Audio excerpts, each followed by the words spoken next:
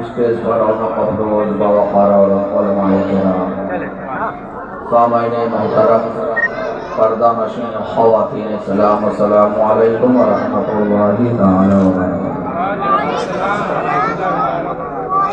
الحمد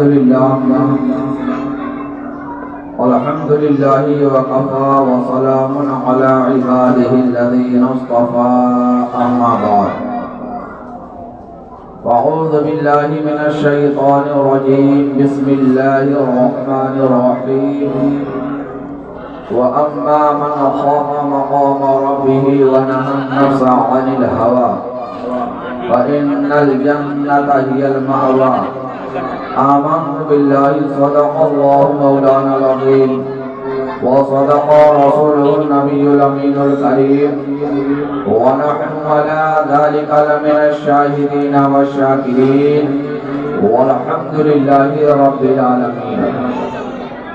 عزیزان ملت اسلامیہ، خطبہ مسنونہ کے بعد جس آیت مبارکہ کی تلاوت کرنے کا شرف حاصل کیا، اس کے متعلق کچھ عرض و معروض کرنے سے پہلے آئیے ہم تمامی حضرات مل کر آقائے نامدار، مدنی تاجدار، دونوں عالم کے مالک و مختار، ہم غریبوں کے غم گسار، سید ابرار و اخیار حضور جناب احمد مصطفیٰ محمد مصطفیٰ ارواحنا فدا صلی اللہ علیہ وسلم کی مقدس بارگاہ میں اپنی غلامی کا ثبوت پیش کرتے ہوئے والہانہ انداز میں درود شریف کا نذرانہ پیش کرنے کا آواز بلند پڑھیں۔ اللہم صلی علی سیدنا مولانا محمد معدن الجود والکرم، منبع العلم والحلم والحکم، بارک وسلم صلاۃ و سلاما علیک سیدی یا رسول اللہ۔ کسی شاعر نے کیا خوب کہا ہے، جو یاد مصطفیٰ سے دل کو بہلایا نہیں کرتے، جو یاد مصطفیٰ سے دل کو بہلایا نہیں کرتے، حقیقت میں وہ لطف زندگی پایا نہیں کرتے۔ اور یہ دربار محمد ہے، یہاں اپنوں کا کیا کہنا، یہ دربار محمد ہے، یہاں اپنوں کا کیا کہنا، یہاں سے ہاتھ خالی غیر بھی جایا نہیں کرتے۔ میرے دوستوں اور بزرگوں، یہ ایسی مبارک متبرک محفل ہے، یہاں تو اپنے اپنے بیگانے بھی جھولیاں بھر بھر کے لے جاتے ہیں۔ ہائے گزری ہوئی شوقت میرے ایمانوں کی، ہائے گزری ہوئی شوقت میرے ایمانوں کی، گردنیں خم تھی خلیصہ کے نگہبانوں کی۔ ایک دور ہمارا ایسا بھی گزرا ہے کہ بڑے بڑے بادشاہان ہمارے سلاطین کے سامنے سر نیاز خم کر دیا کرتے تھے، لیکن آج ہماری کیا حالت ہے؟ آج پوری دنیا میں مسلمان کس قسم پرسی کے حالات سے گزر رہے ہیں، ہم یہ بخوبی ملاحظہ کر رہے ہیں۔ اسی لیے کہنے والے نے کیا خوب کہا کہ ہائے گزری ہوئی شوقت میرے ایمانوں کی، گردنیں خم تھی کلیسا کے نگہبانوں کی۔ اور کیا قیامت ہے کہ ناقہ سواران عرب پیروی کرتے ہیں کفار ہدی خانوں کی، اور اب خدا ہی میری کشتی کو بچائے تو بچے۔ حالات ایسے ہو گئے ہیں کہ جہاں دیکھو مسلمانوں کو ظلم و ستم کا نشانہ بنایا جا رہا ہے، مسلمانوں کے گھروں کو ڈھایا جا رہا ہے، مسلمانوں کی دکانوں کو نظر آتش کیا جا رہا ہے۔ میرے دوستوں اور بزرگوں، اب خدا ہی میری کشتی کو بچائے تو بچے۔ ظلمتیں یاس کی ہیں، شام ہے طوفانوں کی۔ میرے دوستوں اور بزرگوں، میرے ملت کے نوجوانوں، ہمیں بیدار ہونے کی ضرورت ہے۔ گریبان میں جھانک کر کے ہم نے اپنے حالات کو مشاہدہ کرنے کی ضرورت ہے۔ آخر ہم کیا تھے اور اب ہم کہاں پہنچ چکے ہیں؟ ہمیں دیکھ کر کے لوگ نصیحتیں حاصل کیا کرتے تھے، ہمیں دیکھ کر کے لوگ اسلام کو پہچانا کرتے تھے، ہمیں دیکھ کر کے لوگ یہ سمجھتے تھے کہ آگے شیعہ رسول جا رہا ہے، یہ غلامان مصطفیٰ جا رہے ہیں۔ لیکن میرے دوستوں اور بزرگوں، آج ہماری حالت کیا ہو چکی ہے؟ آج لوگ دیکھ کر کے ہمیں متنفر ہو جایا کرتے ہیں، ترچھی نگاہوں سے ہمیں دیکھتے ہیں، آج لوگ ہمیں شکی نگاہوں سے دیکھتے ہیں۔ آج اس کی وجہ کیا ہے؟ اس کی وجہ یہی ہے، اگر ہم نے قرآن کو بھلایا ہوتا نہ ہوتا، اگر قرآن کو ہم نے نہ بھلایا ہوتا، یہ زمانہ نہ زمانے نے دکھایا ہوتا۔ میرے دوستوں بزرگوں، آج ہم نے قرآن تعلیمات کو چھوڑ دیا ہے، ہم نے طریقے مصطفی سے اپنے آپ کو دور کر لیا ہے۔ آج یہی وجہ ہے کہ آج دنیا ہمیں ٹھکرا رہی ہے، دنیا ہمیں اپنے قدموں تلے رونقتی چلی جا رہی ہے۔ لیکن ایک وہ زمانہ تھا کہ پوری دنیا ہمارے قدموں میں جھکا کرتی تھی۔ میرے دوستوں اور بزرگوں، آج ہمیں اپنے ایمان کا جائزہ لینا چاہیے۔ آج یہ اصلاح معاشرہ کانفرنس، میرے دوستوں اور بزرگوں، اس تعلق سے ہم بار بار تقریریں سماعت کرتے رہتے ہیں، نئے نئے عنوان پہ تقریریں ہوتی ہیں، لیکن کیا وجہ ہے کہ ہمارے معاشرے کی وہی حالت نظر آ رہی ہے جو کہ تو ہی نظر آ رہی ہے؟ اس کی وجہ ایک یہ بھی ہے کہ ہمارے دلوں سے خوف خدا نکل چکا ہے۔ جب بندے کے دل کے اندر خوف خدا پیدا ہو جائے گا تو کہیں بھی ہو، چاہے دکان میں ہو، مکان میں ہو، مجمع میں ہو، تنہائی میں ہو، وہ ہر جگہ نیک عمل کرتا نظر آئے گا۔ رات کے تنہائی میں بند کوٹھری کے اندر بھی نیک عمل کرتا ہوا نظر آئے گا۔ لیکن جس کے دل کے اندر خوف خدا نہیں ہوگا، وہ چاہے دکان میں ہو، مجمع میں ہو، تنہائی میں ہو، کہیں بھی ہو، وہ ہر جگہ گناہ کرتا نظر آئے گا اور نیک عمل کہیں بھی نہیں کرے گا۔ اسی لیے قرآن کریم میں رب تبارک و تعالیٰ نے ارشاد فرمایا، وَأَمَّا مَنْ خَافَ مَقَامَ رَبِّهِ وَنَهَى النَّفْسَ عَنِ الْهَوَىٰ فَإِنَّ الْجَنَّةَ هِيَ الْمَأْوَىٰ، یعنی جو شخص اپنے رب کے حضور کھڑے ہونے سے ڈر گیا اور اپنے نفس کو نفسانی خواہشوں سے روک لیا، یقیناً اس کا ٹھکانہ جنت۔ میرے دوستوں اور بزرگوں، بخاری شریف کی روایت ہے کہ اگلی امتوں میں ایک ایسا مومن تھا جس نے مرتے وقت یہ وصیت کی کہ جب میں مر جاؤں تو میری لاش کو جلا دینا، میری خاک کو کچھ دریاؤں میں ڈال دینا، کچھ خشکی میں اڑا دینا۔ لیکن جب اس کے انتقال کے بعد اس کی وصیت کے مطابق اس کے بیٹوں نے ایسا ہی کر دیا، لیکن فوراً خالق کائنات ارحم الراحمین پروردگار عالم نے اس کے جسم کے تمام ذرات کو اکٹھا کر لیا، اکٹھا فرما کر کے ارشاد فرمایا، اے میرے بندے، تو نے ایسی وصیت کیوں کی تھی؟ تو اس بندے مومن نے عرض کیا، پروردگار عالم، اے الہ العالمین، میں نے اپنی ناقص عقل سے یہ سمجھا تھا کہ اگر میرے جسم کے ذرات اس طرح بکھر جائیں گے تو میں تیری بارگاہ میں حاضری سے بچ جاؤں گا۔ پروردگار عالم نے ارشاد فرمایا، اے میرے بندے جا، میں نے تیری اس خوف الہی کی وجہ سے تجھے بخش دیا ہے۔ میرے دوستوں اور بزرگوں، جب بندے کے دل کے اندر خوف ہوتا ہے، اگرچہ وہ گنہگار ہو، لیکن جب خوف خدا پیدا ہو جایا کرتا ہے تو گناہوں سے باز آ جایا کرتا ہے۔ وہ کتنا ناقص اور کم عقل بندہ تھا، لیکن اس کے دلوں کے اندر اتنا خوف تھا کہ میں جو یہاں گناہ پہ گناہ کرتے چلا جا رہا ہوں، شراب پہ شراب پیتا چلا جا رہا ہوں، عیاشی کرتا چلا جا رہا ہوں، جوئے پہ جوا کھیلتا چلا جا رہا ہوں، میرے دوستوں اور بزرگوں زناکاری میں ملوث ہوتا چلا جا رہا ہوں، لیکن اپنے کیے ہوئے کا ایک نہ ایک دن حساب دینا ہے۔ میرے دوستوں اور بزرگوں، وہ اگرچہ بندہ کو نہیں کہا تھا، لیکن اتنا اسے معلوم تھا کہ کل بروز قیامت رب تبارک و تعالیٰ کے سامنے مجھے اپنے کیے کا حساب دینا ہے۔ میرے دوستوں اور بزرگوں، اگر یہی خوف ہمارے دل کے اندر پیدا ہو جائے تو انشاءاللہ تبارک و تعالیٰ ہم سچی توبہ کرنے پر مجبور ہو جائیں گے۔ اللہ تبارک و تعالیٰ ہمارے ان نوجوانوں کو جن خرافات میں ملوث ہیں، جو بدکاری میں ملوث ہیں، شراب نوشی میں ملوث ہیں، انہیں سچی توبہ کرنے کی توفیق و رفیق عطا فرمائے۔ حضرات، اگر خوف خدا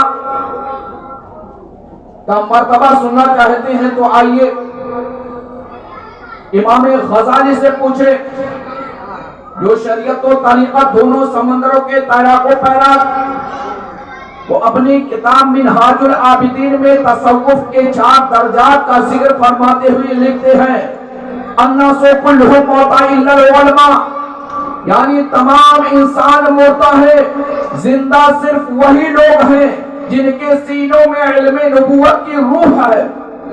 دوسری جگہ ارشاد فرماتے ہیں، والعلماء کلہم نیام الا العاملین، اور علماء اگرچہ زندہ ہیں مگر سب سو رہے ہیں، بیدار صرف وہی علماء ہیں جو اپنے علم پر عمل کرنے والے ہیں۔ تیسری جگہ ارشاد فرماتے ہیں، والعاملون کلہم فی خسران الا المخلصین، اور علم پر عمل کرنے والے بھی سب کے سب گھاٹے میں ہیں، وہی لوگ نفع اٹھانے والے ہیں جن کے عمل میں اخلاص بھی ہو۔ چوتھی جگہ ارشاد فرماتے ہیں، والمخلصون کلہم علی خطر الا الخائفین، اور عمل میں اخلاص رکھنے والے بھی سب کے سب خطرے میں ہیں، ان تمام خطرات سے محفوظ اور نجات پانے والے وہ لوگ ہیں جو علم و عمل اور اخلاص کے باوجود بھی خدا سے ڈرتے ہیں۔ میرے دوستوں اور بزرگوں، حضرت امام غزالی کے 4 اقوال ہیں۔ اب ان 4 قول کے مطابق ہم اپنے اعمال کا جائزہ لیں۔ سب سے پہلا درجہ ہے، اگر ہم خدا کی معرفت حاصل کرنا چاہتے ہیں، خدا کا قرب حاصل کرنا چاہتے ہیں، تو سب سے پہلا درجہ اس کا ہے علم شریعت ہے، دوسرا درجہ خوف الہی ہے، تیسرا درجہ عمل اخلاص، اور چوتھا درجہ خوف الہی۔ میرے دوستوں اور بزرگوں، اب ان درجات کی تھوڑی وضاحت بھی کر دی جائے تاکہ بات واضح ہو جائے۔ حضرت امام غزالی نے فرمایا، الناس کلہم موتى الا العلماء، تمام انسان مردہ ہیں، زندہ صرف وہی لوگ ہیں جن کے سینوں میں علم نبوت کی روح ہے۔ میرے دوستوں اور بزرگوں، آج لوگ کھاتے پیتے ہیں، بازاروں مارکیٹ کرتے ہیں، چلتے پھرتے ہیں، پھر آخر حضرت امام غزالی علیہ الرحمۃ والرضوان نے کیوں فرمایا کہ تمام انسان مرتا ہے؟ تو میرے دوستوں اور بزرگوں، جب آپ سے یہ سوال کیا گیا تو آپ نے ارشاد فرمایا، اے سوال کرنے والے سن لے، چلنے پھرنے، سونے جاگنے، کھانے پینے، اٹھنے بیٹھنے کا نام یہ ایمانی زندگی نہیں ہے، یہ تو حیوانی زندگی کے آثار ہے۔ ایک جانور بھی چلتا پھرتا ہے، ایک جانور بھی کھاتا پیتا ہے، ایک جانور بھی سوتا جاگتا ہے، ایک جانور بھی بولتا ہے۔ ارے انسانی زندگی تو در حقیقت دل کی زندگی ہوا کرتی ہے، جسے کسی صاحب دل نے کیا خوب کہا ہے، مجھے ڈر یہ ہے اے دل زندہ تو نہ مر جائے کہ زندگانی عبارت ہے تیرے جینے سے۔ اسی لیے رب تبارک و تعالیٰ نے قرآن مجید میں ارشاد فرمایا ہے، هل يستوي الذين يعلمون والذين لا يعلمون، کیا علم والے اور بے علم دونوں برابر ہو سکتے ہیں؟ ہرگز نہیں، اس لیے کہ علم والے زندہ ہیں اور بے علم مردہ ہیں۔ اور زندہ اور مردہ دونوں برابر نہیں ہو سکتے ہیں میرے دوستوں اور بزرگوں. اگر آپ کا دل زندہ ہے تو آپ زندہ ہیں، اس لیے کہ دل کی زندگی ہی در حقیقت ایمانی زندگی ہوتی ہے. ایک جانور تو کھاتا پیتا ہے، سوتا جاگتا ہے، لیکن وہ نماز نہیں پڑھتا ہے، وہ روزہ نہیں رکھتا ہے، وہ حج نہیں کرتا ہے. میرے دوستوں بزرگوں، اگر آپ نماز نہیں پڑھتے ہیں، آپ انسان ہیں، آپ کے اندر اگر دل، آپ کا دل زندہ نہیں ہے، آپ روزہ نہیں رکھتے ہیں، نماز نہیں پڑھتے ہیں، تو گویا کہ ایک جانور کی جیسی آپ زندگی گزار رہے ہیں. اگر آپ انسان ہیں، آپ کا دل زندہ ہے، تو میرے دوستوں بزرگوں آج عہد کر لیجیے کہ انشاءاللہ تبارک و تعالی اگر ہم انسان ہیں، ہمارا دل زندہ ہے تو ہم نماز نہیں چھوڑیں گے. اگر ہمارا دل زندہ ہے تو ہم نماز نہیں چھوڑیں گے، ہم روزہ نہیں چھوڑیں گے، حج اگر ہمیں صاحب استطاعت ہیں تو حج کرنا نہیں چھوڑیں گے. میرے دوستوں اور بزرگوں، اس لیے کہ کسی نے کیا خوب کہا ہے کہ جب علم ہی نہیں تم میں تو عمل کیا ہوگا، جس خیابہ میں شجر ہی نہیں تو پھل کیا ہوگا. تو شریعت، اگر ہم معرفت کا حاصل کرنا چاہتے ہیں، معرفت کی پہچان، معرفت کے درجے پر پہنچنا چاہتے ہیں، تو سب سے پہلا اس کا درجہ ہے شریعت کا علم حاصل کرنا. ہمیں اتنا ضرور علم حاصل ہے جاننا چاہیے کہ ہماری نماز کس طریقے سے صحیح ہوگی. آج نماز پڑھنے والے بہت سارے لوگ ہوتے ہیں، لیکن ان کی نماز صحیح ہو رہی ہے کہ نہیں. کچھ لوگ نماز پڑھ لیتے ہیں، نماز ہوئی کہ نہیں، وضو کرتے ہیں صحیح طور سے وضو ہوا کہ نہیں. میرے دوستوں بزرگوں، اس لیے کہ ہم نے اگر علم صحیح طور سے حاصل نہیں کیا ہے، اگر ہمیں اتنا علم نہیں حاصل ہے کہ جتنا علم ہمیں ضروری ہے کہ ہماری نماز صحیح ہو جائے، ہمارا وضو صحیح ہو جائے، تو میرے دوستوں بزرگوں نہ ہماری نماز صحیح ہوگی نہ ہمارا وضو صحیح ہوگا. ہم نماز پہ نماز پڑھتے چلے جائیں لیکن ہمیں خدا کی معرفت حاصل نہیں ہوگی. حضرت امام غزالی فرماتے ہیں وَالْعُلَمَاءُ كُلُّهُمْ نِيَامٌ إِلَّا الْعَامِلِينَ. علماء اگرچہ زندہ ہیں مگر سب سو رہے. علماء اگرچہ زندہ ہیں مگر سب سو رہے ہیں. بیدار سے وہی علماء ہیں جو اپنے علم پر عمل کرنے والے ہیں. میرے دوستوں اور بزرگوں، علم حاصل کرنے کے بعد عمل بڑی اہم چیز ہوا کرتی ہے، اور بے عمل عالموں کے لیے قرآن مجید میں رب تبارک و تعالیٰ نے ارشاد فرمایا مثل الذین حملوا التوراۃ ثم لم يحملوها كمثل الحمار يحمل اسفارا. یعنی جن لوگوں کو توریت کا علم دیا گیا اور ان لوگوں نے اس پر عمل نہیں کیا تو ان کی مثال اس گدھے جیسی ہے جس کے اوپر کتابوں کا بوجھ لگا ہوا ہے. یہ رب تبارک و تعالیٰ اپنے کلام میں مثال بیان فرماتا ہے ایسے عالموں کے لیے جو قرآن کا علم رکھتے ہیں، حدیثوں کا علم رکھتے ہیں، شریعت کا علم رکھتے ہیں، فقہ کا علم رکھتے ہیں، لیکن اس کے باوجود اگر وہ علم پر عمل نہیں کرتے ہیں تو میرے دوستوں ان کی مثال اس گدھے جیسی ہے. حضرت شیخ سعدی شیرازی علیہ رحمت و رضوان نے اسی آیت کریمہ کے اپنے انداز میں خوب اچھا ترجمہ فرماتے ہوئے ارشاد فرماتے ہیں علم چندہ کی پیشتر خوانی جو علم چندہ کی پیشتر خوانی جو علم چندہ پیشتر خوانی. اگرچہ تم کتنا ہی علم حاصل کر لو لیکن تم بے علم و نادان ہی رہو گے. میرے دوستوں اور بزرگوں، تم بے علم و نادان ہی رہو گے. آج آدمی بہت زیادہ علم حاصل کر لیتا ہے لیکن اگر اس پر عمل نہیں کرتا ہے تو گویا کہ بے علم و نادان ہی ہے. نہ محقق قوت، نہ دانش مند، بلو چارپائے کتابیں چند. نہ تم محقق ہو سکتے ہو نہ دانش مند کہلا سکتے ہو، بلکہ تمہاری مثال اس جانور جیسی ہے جس کے اوپر چند کتابیں لگی ہوئی ہیں. آتے ہی مغزرہ کہ علم و خبر برو حیث و مست یا دفتر اس خالی مغز والے بھیجے سے خالی مغز بھیجے والے جانور کو کیا علم و خبر ہے، کیا پتا ہے کہ اس کے اوپر لکڑیوں کا گٹھر ہے یا کتابوں کا دفتر ہے. میرے دوستوں بزرگوں، لیکن آج کے ماحول میں ہم علماء سلف کے نمونے آپ کو کہاں سے دکھائیں جو علوم نافعہ اعمال صالحہ کی دولتوں سے مالا مال تھے. ہمارے اسلاف ایسے تھے جو علم والے بھی تھے اور عمل کرنے والے بھی تھے. میرے دوستوں اور بزرگوں، آپ یہ سن کر کے حیران رہ جائیں گے، حضرت امام اعظم ابو حنیفہ رضی اللہ تعالی عنہ جن کے ہم مقلد کہلاتے ہیں، آپ کا یہ معمول تھا، فقہ پڑھاتے تھے، حدیث شریف کا درس بھی دیا کرتے تھے، اس کے باوجود فتاویٰ بھی لگتے تھے، ان تمام مصروفیاتوں کے باوجود آپ صاحب اولاد بھی تھے، کپڑوں کی تجارت کا مشغلہ تھا، اس کے باوجود آپ 40 سال تک عشاء کی وضو سے فجر کی نماز پڑھتے رہے۔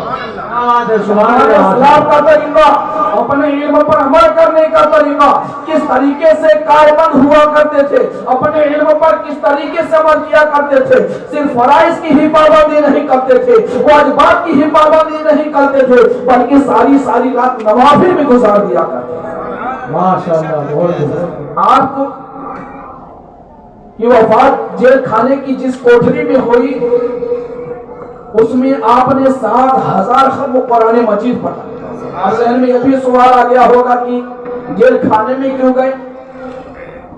تو آپ کے دور کا جو اس وقت کا جو بادشاہ تھا وہ آپ پر ظلم کیا، جس کی سزا میں اس نے آپ کو قید خانے میں ڈال دیا اور آپ کا وہیں پہ انتقال ہو گیا۔